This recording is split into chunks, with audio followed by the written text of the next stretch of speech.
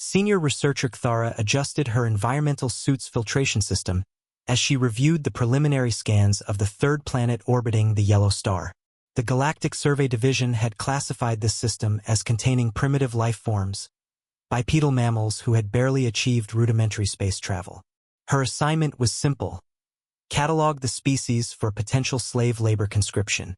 The inhabitants appear physically inferior, she reported to her supervisor via quantum link. Average height of 1.7 meters, single-chambered hearts, no natural armor plating. They should pose no significant resistance to pacification protocols. Her assistant, Vexnull, manipulated the scanning controls with his 4 arms while his respiratory sacs processed the ship's carefully regulated atmosphere. Shall I begin the atmospheric analysis for colonization potential? Proceed, Kthara replied, already composing her report recommending immediate annexation. These humans seemed laughably fragile compared to the robust physiology of the hegemony species. Their military technology barely registered on their sensors chemical propulsion, primitive nuclear weapons, simple kinetic projectiles. The atmospheric scanner hummed to life, its sensors probing the planet's gaseous envelope. Within moments, alarms began blaring throughout the research vessel. Atmospheric composition error, Vexnull announced, his voice tight with confusion. Sensors must be malfunctioning. Kthara moved to the display, her compound eyes examining the readouts. What's the issue? The atmospheric composition readings are impossible, Vexnull said, his respiratory sacs working overtime. The sensors indicate the atmosphere contains 21% oxygen. Kthara's chromatophores flashed bright orange, the physiological response of her species to extreme shock. 21%? That's a combustion atmosphere. Nothing could survive in such a volatile environment. The scanner confirms it, Vexnull whispered. Free oxygen comprises over 1/5 of their atmospheric composition. The partial pressure readings suggest these humans breathe this corrosive gas directly. The implications hit Kthara like a gravitational wave. Oxygen was one of the most reactive elements in the universe.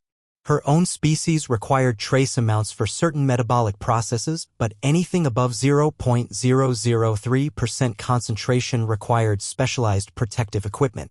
The hegemony's military had actually weaponized pure oxygen as a biological agent. A single breath could cause cellular combustion in most known life forms.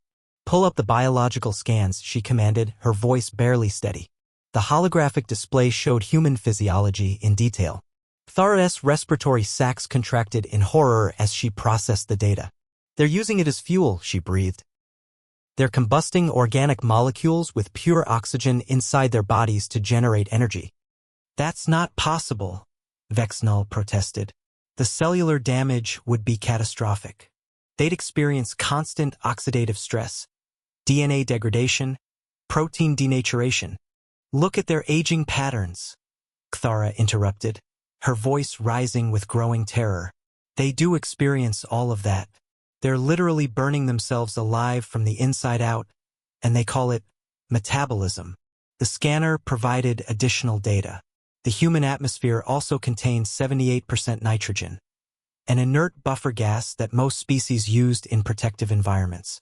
But even more disturbing was the 0.04% carbon dioxide concentration, which would be toxic to most hegemony personnel. They're not just surviving in this hellish environment, Kthara realized with dawning horror. They're thriving in it. Their entire biology is adapted to function in what we would consider a chemical weapons laboratory. She pulled up comparative strength analyses. Humans living in such a reactive atmosphere had developed robust cellular repair mechanisms, incredibly efficient antioxidant systems, and metabolic pathways that could process energy at rates that would kill most galactic species. Sir, Vexnull's voice was barely a whisper. If they can survive in pure oxygen, what would happen if they entered our standard atmosphere? Kthara calculated the implications.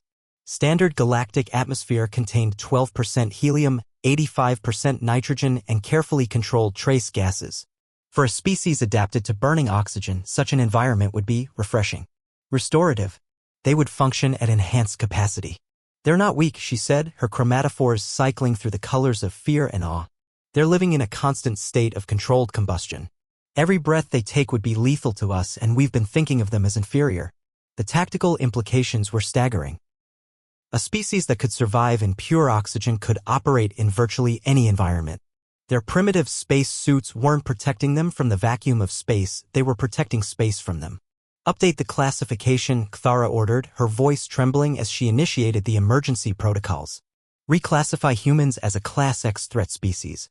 Recommend immediate withdrawal from this system. But sir, Vexnull protested, their technology is still primitive by our standards. Kthara looked at the atmospheric readings one more time, watching the dance of oxygen molecules that would mean instant death to her species. Technology doesn't matter when the enemy is already living in a weapon. She began composing her report, knowing it would send shockwaves through the hegemony command structure. They had discovered a species that had evolved in an environment so hostile that it had turned them into biological weapons without them even realizing it. These humans weren't weak.